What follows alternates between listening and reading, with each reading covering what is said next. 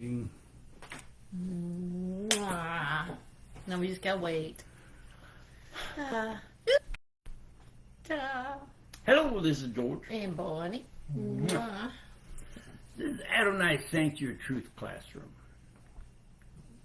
Tonight we're going to talk about Judges 10, then have a few comments afterwards.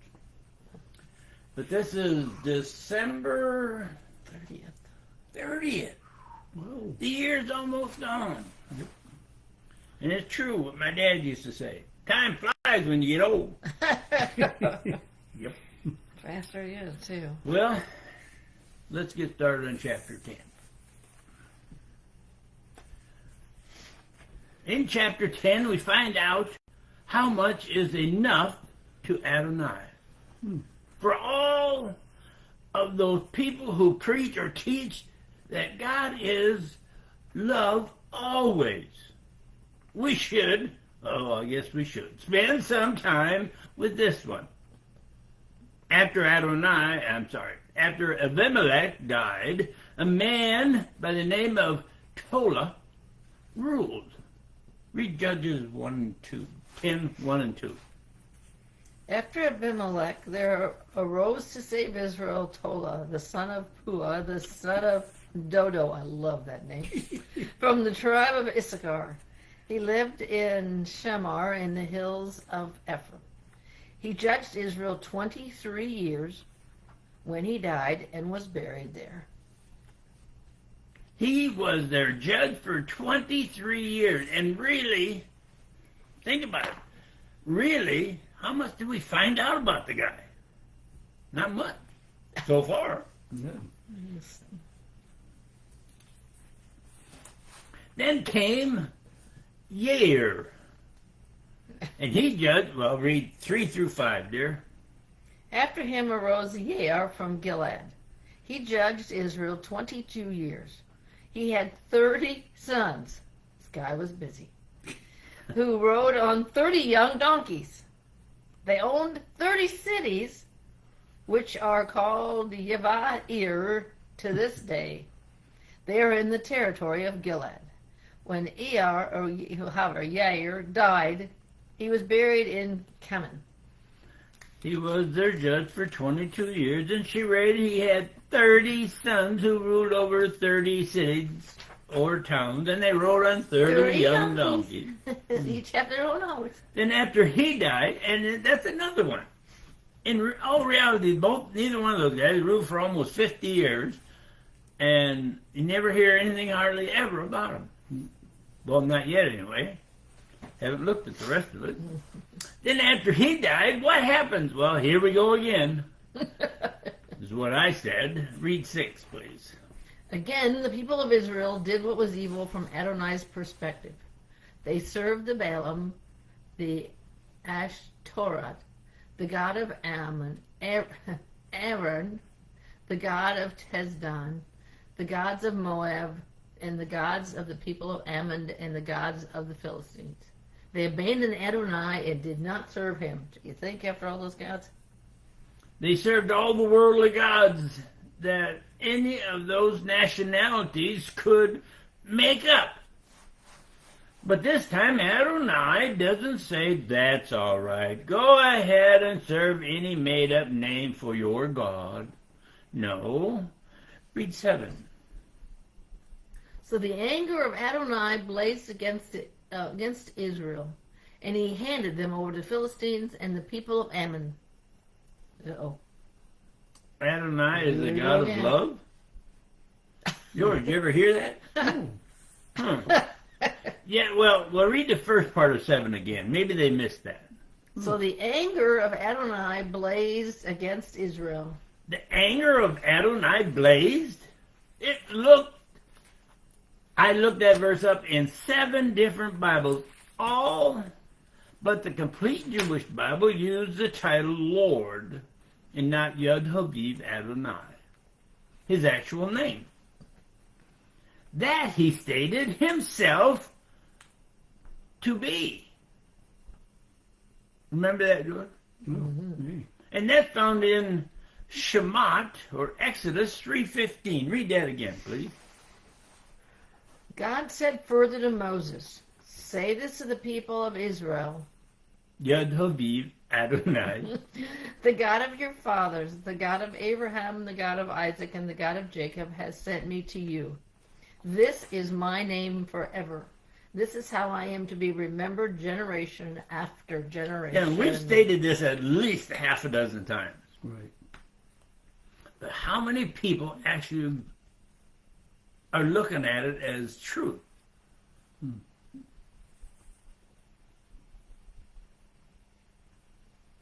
That's my name to be remembered generation after generation? As far as I'm concerned, that means always. All those others are, well, titles. Like Lord, King. Yes, even all those other titles. So, in Adonai's anger, what does he do? He hands them over to the ones they are following. Now that's interesting. If you really stop and think about it. He hands them over to the ones they are following. And they must have lived happily ever after. Read 8, please. For 18 years, starting that year, they oppressed and persecuted all the people of Israel who lived beyond the Jordan, in the territory of the Amorites in Gilead. For 18 years, they're married to those pagan gods turned into persecution and oppression, and Ammon was satisfied. Well, not really. My wife's going to read verse 9. The people of Ammon also crossed the Jordan to fight Judah, Benjamin, and the house of Ephraim, so that Israel was greatly distressed. You might say the grass wasn't greener on the other side of the Messiah or their gods.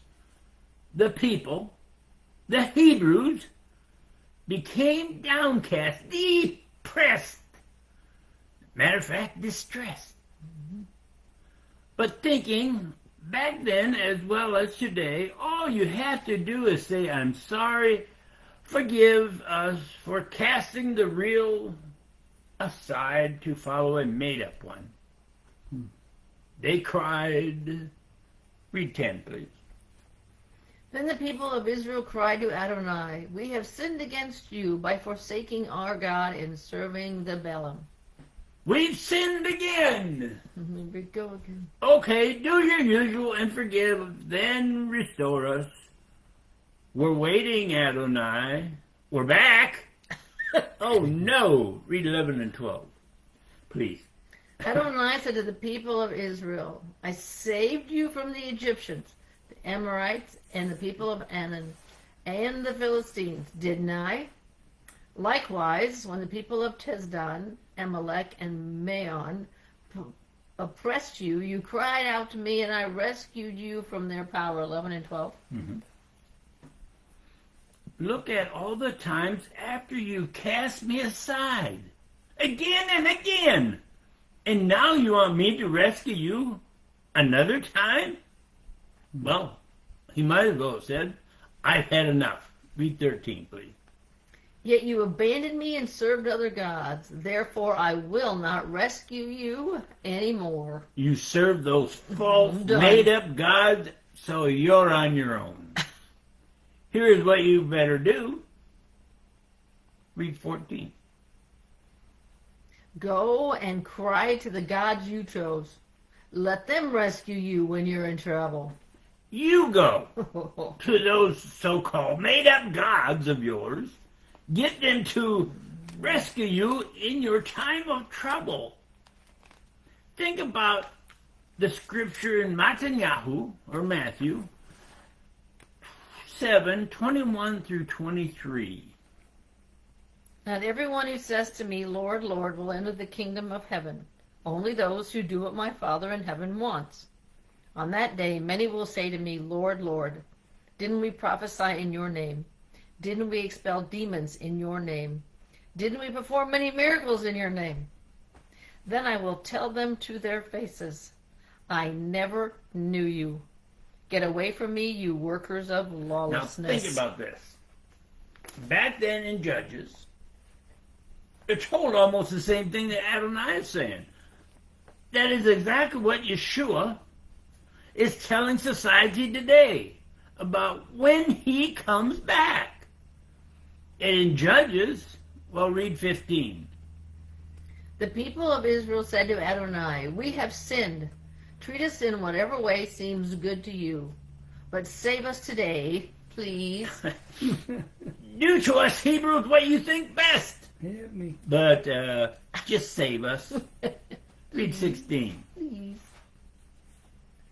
They got rid of their foreign gods and served Adonai, and he became troubled by Israel's misery. They must have thought if they do what they should have been doing all along, Adonai will forgive, well, at least forget the hypocrisy. Did it work? It says Adonai became troubled by what he saw. Read 17 and 18. Then the people of Ammon gathered together and set up camp in Gilead, while the people of Israel assembled at the camp in Mizpah. The chiefs of Gilead, said to each other, "Whoever leads the battle against the army of Ammon will be head over everyone living in Gilead." What's so interesting with those two verses? We have the Ammonites and the Moabites, who were usually on the same side. Yet now we hear of the people in Gilead say, whoever leads this revolt against the Ammonites will be Gilead's leader. What's so interesting there? Who are those two nations descendants of? Well, let's find out. Let's go to Genesis 19, 30 through 38. We're going to find out.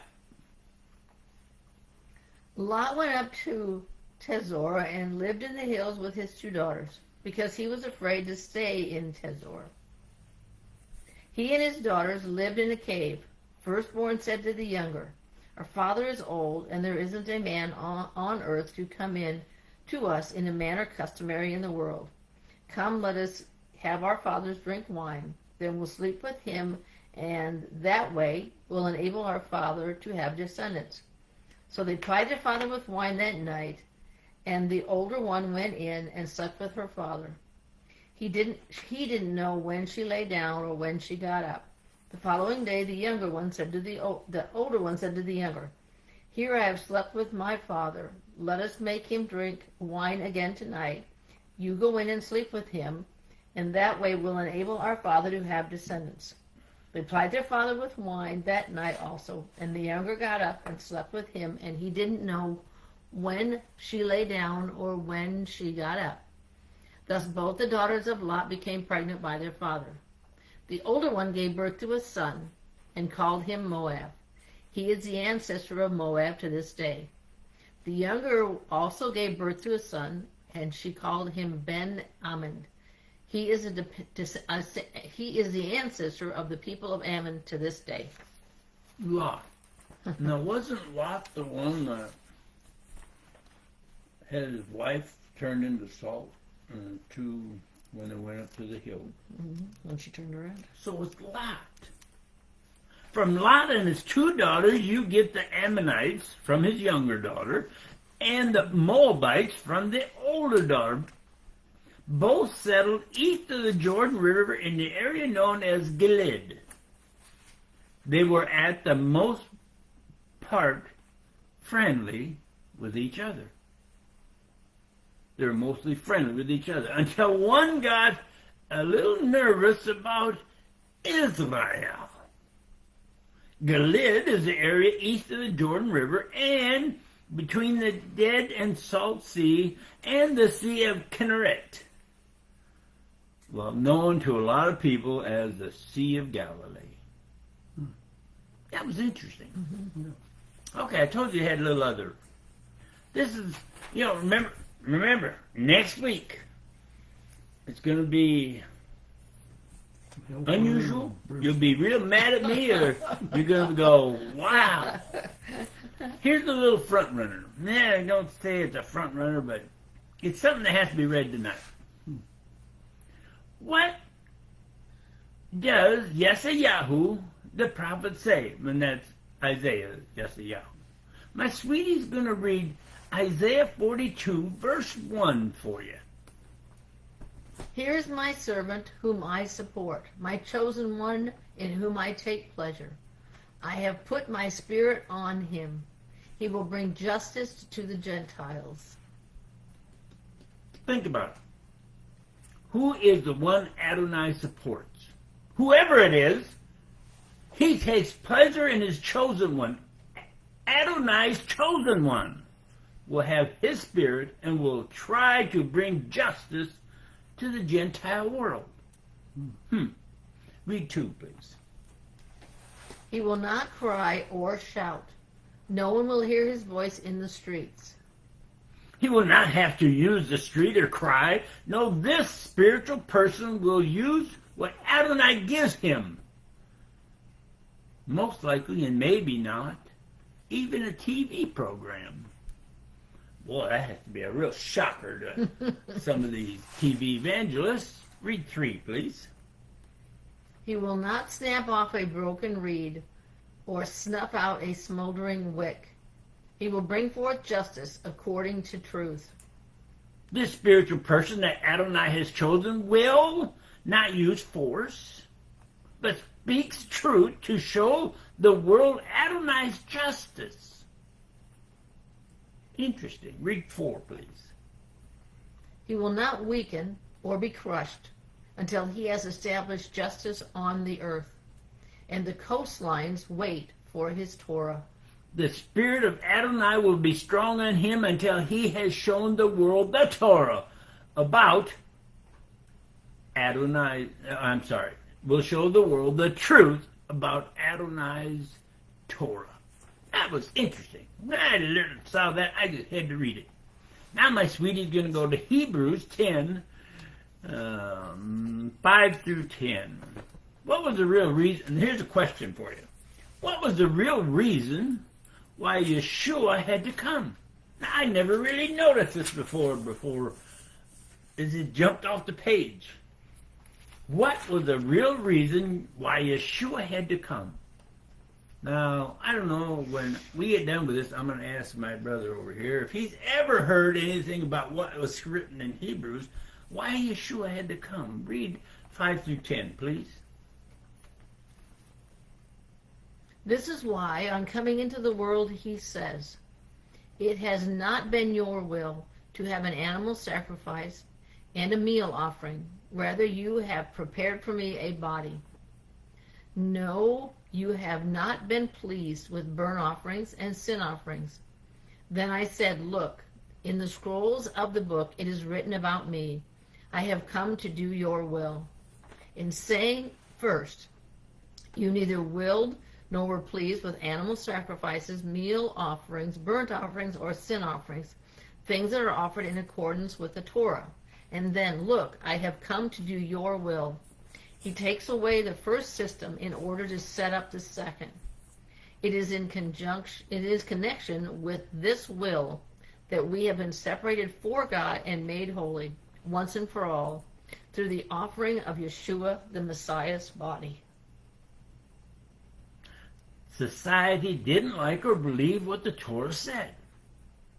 They were not pleased with they were not pleased with animal sacrifice, meal offering, burnt offerings, or even sin offering. In other words, everybody wanted something different than the Torah. That's why Yeshua states, and she read it, I have come to do your will. Mm-hmm. The Jews turned their backs to what the Torah states. And think about it. Every time they did that, turning their backs and walking away, they turned their backs to what the Torah states. So Adonai had to send his son to take the place of what the Hebrews ignored. The societies of the world and what the societies of the world ignore now. Think about that statement. What is it? The Torah. We don't need the Old Testament no more. We'll just go by the New.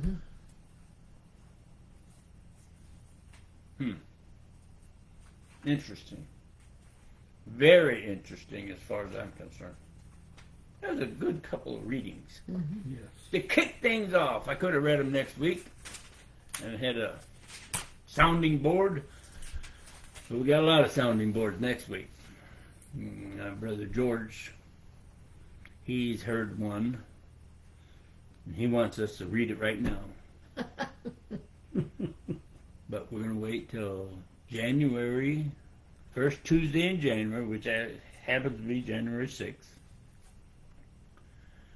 We hope you all watch it live or you watch it later on. We thank everybody who comes in. And we know that the truth is what Adonai wants you to hear. And it's going to be interesting next week. Next week it's going to be powerful.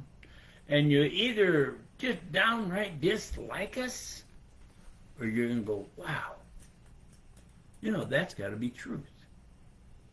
Don't follow us. You follow your scripture. Have a happy and blessed New Year. You too, Marsha. And Happy New Year. It's just around the corner. Yep. See you next year. Bye. What was that he